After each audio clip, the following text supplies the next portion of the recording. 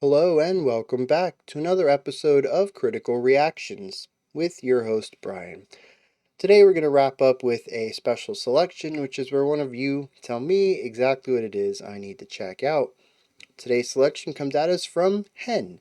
This band unfortunately broke up around 2013 and this was their last album. Not really into their older stuff, but this album is solid. So let's dive into it. The band is called the Venetia Fair. We're going to be looking at 2, The Dirt Won't Keep Your Secrets. Let's dive in and see what they're bringing to the table.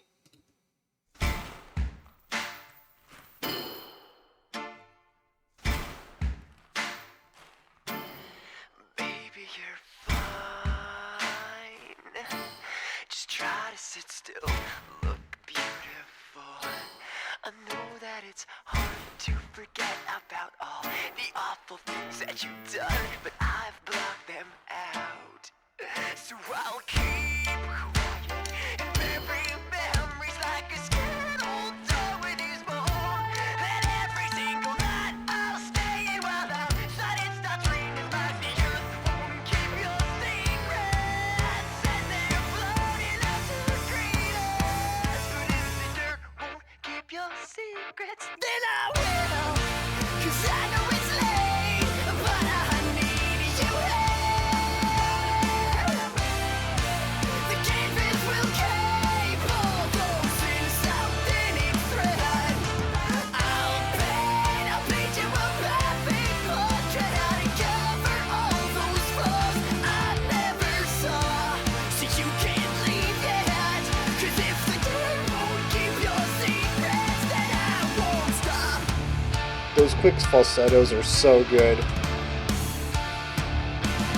Baby, I'm right. I've never been wrong to trust myself.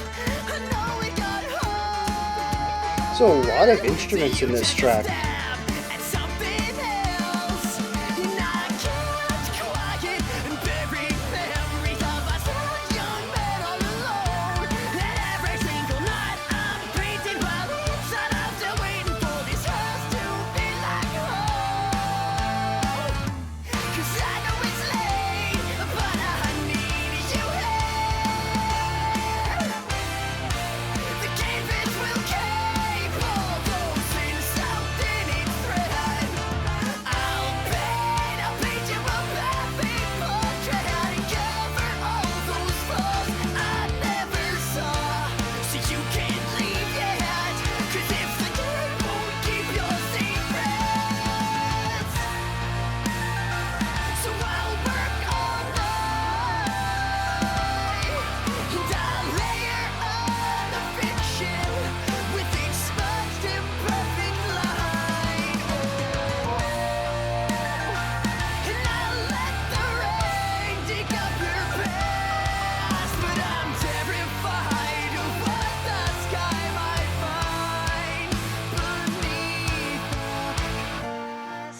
It's late, but I need you here. The canvas will keep all those sins soaked in its thread. I'll paint you a perfect portrait and cover all those flaws I never saw. So you can't leave yet. 'Cause if the dirt won't keep your secrets, and I know it's late, but I need you here. The canvas will keep all those things out in its thread. I'll paint you a perfect portrait and cover all those flaws I never saw. So you can't leave yet. 'Cause if the dirt won't keep your secrets, then I won't stop.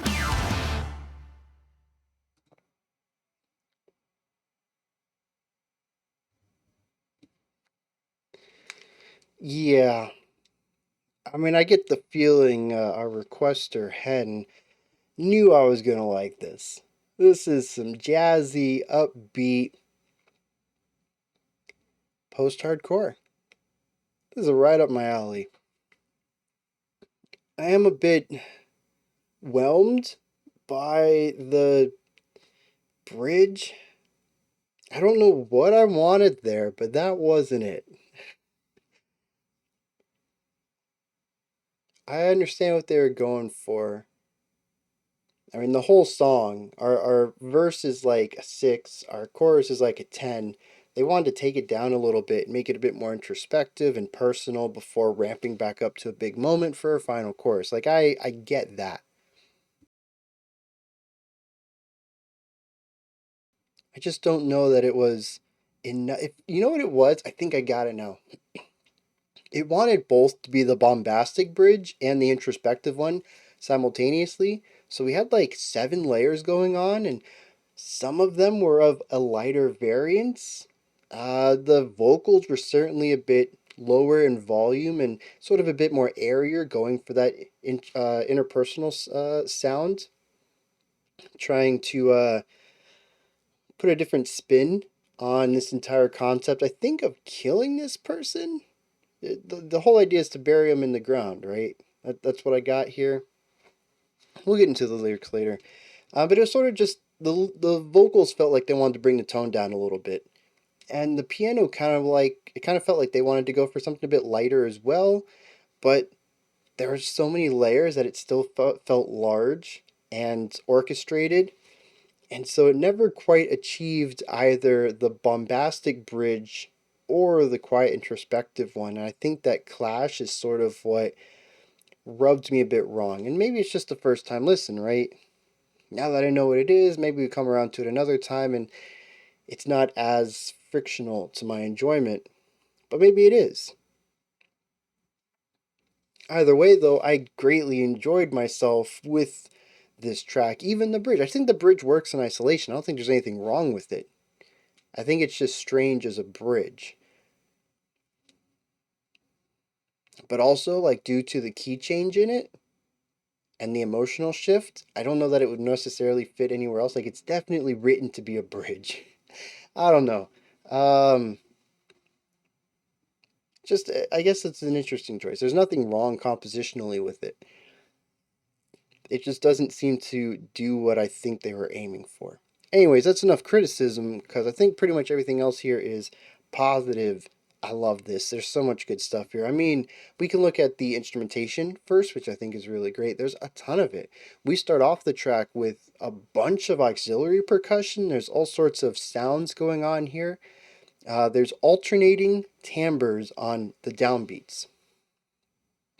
When we get lower ones, we get funkier ones like wood blocks. We get higher pitched, I don't know, tinks. There's just all sorts. I don't think any of it comes from a drum kit. I think it's all auxiliary percussion of some sort, which I thought was really interesting. We begin to layer more sounds on top of this, including the vocals, which I'm going to give the vocals their own section. I think there's something very cool going on there. We bring in the guitars, the bass. We do bring in a drum kit, I think. And there's a bunch of sounds I'm probably completely forgetting. Anyways, we continue to layer this up with all sorts of sounds, and I think that's awesome. We move into the chorus, which is post-hardcore band at the bottom. We got the drums. We got the bass and guitars, mostly doing chordal stuff. The bass is on pedal tone, the guitar is on chords, and they're laying down this quarter note rhythm, moving the chord as needed, but sticking with this rhythm until we get to the end of the first set of 4 bars and we get a bump, bump, ba-dum, bump. We get that little bit of syncopation there where we kick the was it the third beat comes in a hair bit early to create some extra space before we wrap it up again. Um, it's everything above this, I think, that is interesting. We have a little bit of piano. We have a couple of trumpets. They're mostly working within the same rhythm, once again, kind of also sitting on a single pitch, but they do get a little bit of flourishy stuff here and there, a couple of lines, and then we get that really tense trumpet dyad leading out of the chorus. Really speaks about a little bit of the dangers of the situation because the song is bouncy and fun and kind of bright and energetic, but it is about, I still think, murdering someone. So you got to have those little bits of danger, of creeping elements in there. And so every once in a while, we do get these really tense dyads at the end of ideas, which I think is really interesting. I don't know what they're aiming for with it, but I think it works. Whatever it is, I don't know why it works, but it does. The second verse comes in and it is completely different from our first and very different from our chorus. In fact, I think we have more new instruments here, still made up of the rock band at the bottom, but more instruments on top of that. And of course, moving into the bridge after our second chorus, which is identical to our first, we introduce the piano. It is featured heavily here rather than just being a supporting element, and it has a bit of a ragtime, loose melody idea going on. Really bonkers idea, but it works well. There's just a lot of sounds here, and while most of them are used in a bit of a rudimentary, simple way, it's not about what they're doing individually, but about what they're doing as they come together as a whole. And so we have a lot of instruments focusing on the same rhythmic ideas, and a lot of those rhythmic ideas are based on staccato notes, which is just a short note. Bop, bop, ba da. It has the space between the bop, bop, rather than ba, ba, which has no space. The notes run into each other. So there's a lot of syncopated ideas, semi syncopated ideas, utilizing these staccato notes to create a lot of space and bounce to the track. And that space and bounce is found top down, bottom up, whatever you want to call it. Every instrument, no matter their pitch, area, placement, whatever, is playing around with these same bouncy rhythms. And it makes the entire song feel fun and bouncy and energetic, despite the fact that most of it, especially when we look at our chorus, which I think is the most energetic aspect of the track, is just a bunch of quarter notes over and over and over. The bounce comes from the staccato idea.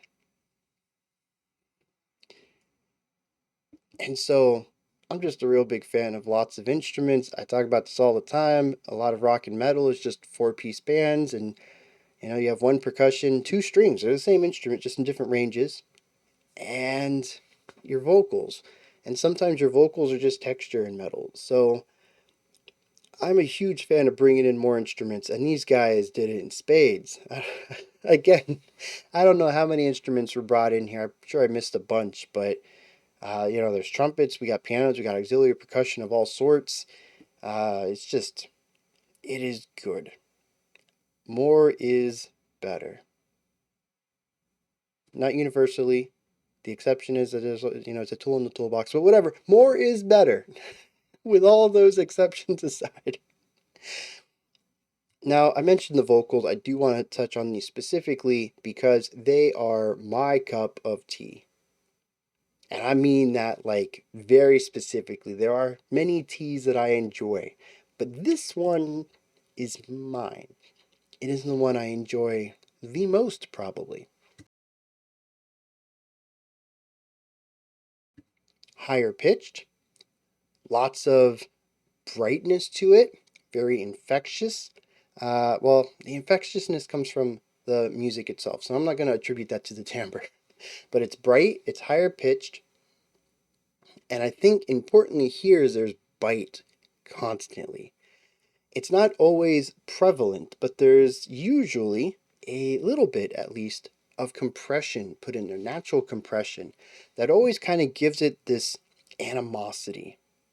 It gives it a little bit more electricity, and it absolutely works for me. Just a hair bit of fry underneath. And he utilizes more and less, kind of uses a dial to fine tune how much of that compression he wants in his vocals. And it allows the vocals to be a bit more expressive. He has volume, he has range, he has width, and he also has compression. He has an extra dial that a lot of people don't utilize. And it is just a joy to listen to because there's a ton of passion that I can hear put into this. And I want to back that up a second. I'm going to wager that most vocalists, most musicians in general, have passion for what they're doing, especially if it's their own music. They got to write it. They're out performing it. It's all theirs. There's probably probably a little bit of passion in that, right? Musicians do not make enough money for it not to be passion based in some capacity. But I have trouble hearing passion in a lot of metal vocals, especially harshes. I have a very easy time hearing it, and especially, I think more importantly, connecting with it with post-hardcore vocals like this. I don't know what it is. I just find it easier to hear it, to recognize it, and engage with it. And so the song comes off feeling exceptionally sincere. It doesn't feel like this is a day job. It doesn't feel like someone else wrote this. It feels like this is what this person wants to do all the time. And again, I'm not saying that other vocalists are less passionate or treat their singing like a day job or someone else wrote their lyrics or anything like that. I just can hear that in these kinds of vocals easier. And so we have music I really like, using a lot of sounds and timbres and layers, creating a song that is fun to listen to and putting these vocals on top of it that I just identify with, I guess, I just really enjoy. This feels custom made for my tastes. And I don't know how I have never heard of Venetia Fair before. Kind of boggles my mind that they've existed at least since 2013. We got a 2009 album on here. So 2009 album, 2011 EP, 2013 album, 2013 EP. If I had found these in 2009, these guys, I think I'd lost my mind. This was exactly what I was listening to at that time, fairly exclusively. And so I'm kind of mad it's taken me a decade to find them, but I'm happy that I found them now. And huge shout out to Hen for bringing them to my attention. I gotta do it now. I gotta do a discography dive. It can't be that much. 47, 48. So there's like an hour and a half. 2:15, 2 hours and 15 minutes. So I can watch a Christopher Nolan film or experience a complete discography of these geniuses. I think I know where my time might go this weekend. All right, I'm going to take a second to hit the lyrics, then we're going to wrap this up. I was totally wrong about the lyrics in here. The idea is that he's burying secrets, not burying this person. But before we get on that, there's a really important thing going on here. I completely glossed over the singles. They covered You're a Mean One, Mr. Grinch, and I listened to it during that pause because I had to. I was quite compelled to explore what they would do with this classic, and it was pretty good. I highly recommend it if you enjoyed what you just listened to and you want more of that theatrical, ska, post hardcore stuff, but with Grinch lyrics. Do it. There's a very cool post hardcore middle section where they just devolve into chaos for a moment, which, kind of worked really well. But right now we're supposed to be reviewing this other track called The Dirt Won't Keep Your Secrets. It is also two. The Dirt Won't Keep Your Secrets. And I'm curious if it's connected to one. Oh, snap, there's six. I wonder if these six songs are supposed to be connected because they're not on the album. It's track 3, 5, 9, 10, 11, and 13. I wonder what happens if you pull them all apart. out of the album and run all 6 back to back. Anyways, I'm not 100% sure what the lyrics themselves are about. There is the idea that this relationship between the narrator and this other person is not great. They've done a lot of really bad things. In fact, it says right at the beginning, "Baby, you're fine. Just try to sit still. Look beautiful. I know it's hard to forget. I know it's hard to forget about all the awful things that you've done, but I've blocked them out." So we're dealing with an awful person and the narrator, and maybe they aren't. See, this is where things get confusing. I kind of want to say that they're in a relationship and the bad things that she's done were done to him. That's my idea of it. But I don't know that that's necessarily true. The chorus says, "I know it's getting late, but I need you here. The canvas will keep all those sins soaked in its thread. So I'll paint you a perfect portrait and cover all those flaws I never saw. So you can't leave yet. 'Cause if the dirt can't keep your secrets, then I won't stop." So these two people know each other. They're in a relationship of some sort, platonic, romantic, whatever. And he is helping her create an image of perfection, create the image of someone who isn't a terrible, toxic person and incredibly flawed, who has made many mistakes in their life.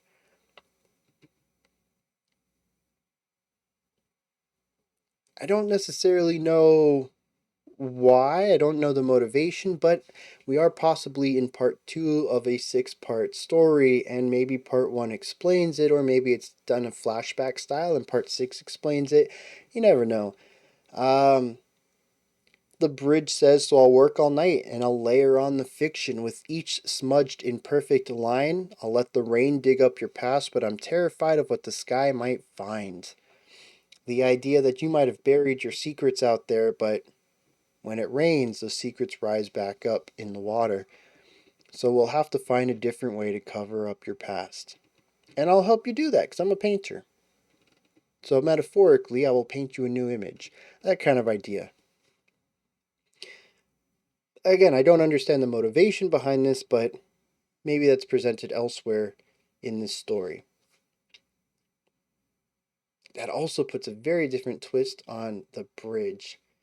I gotta go back and listen to it. Maybe I'll enjoy it. Maybe I should just listen to the whole album. That's already on my list of to do. My list of to do. My to do list. Maybe I should just speak like a normal person. Those are my thoughts on the Venetia Fairs 2. The Dirt Won't Keep Your Secrets. Huge shout out to Hen for bringing this to my attention. I haven't been this stoked about discovering a band in quite some time, and yeah, I'm so glad. I'm so glad. Okay, so let's wrap this up. Those are my thoughts. Put your thoughts down in the comments, your perspectives, opinions, whatever. Toss it down there. Let me know if you enjoyed this as much as I did. Above that, in the description box, there is a link for Linktree. It takes you to this menu. You can find links to my music, ways to support the channel, a link to the Discord server, and so much more. Above that, if you could, like, subscribe, and ring the bell. I greatly appreciate all 3 of those. That wraps it up for today. Till next time, remember to be critical, not cynical, of the music you listen to, and have a fantastic morning, afternoon, or evening whenever you choose to watch my videos.